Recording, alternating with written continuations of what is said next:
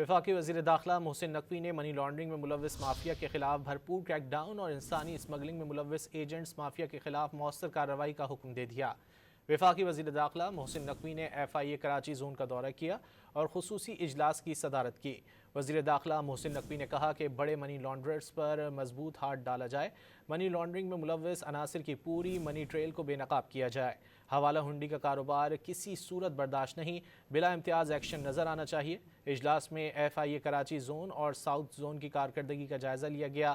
Director FIA Karachi zone نے briefing میں بتایا کہ 4 ماہ میں انسانی اسمگلنگ میں ملوث 20 ایجنٹس کو گرفتار کیا گیا۔ مسافروں کی سہولت کے لیے کراچی ایئرپورٹ پر سہولت سینٹر قائم کر دیا گیا ہے۔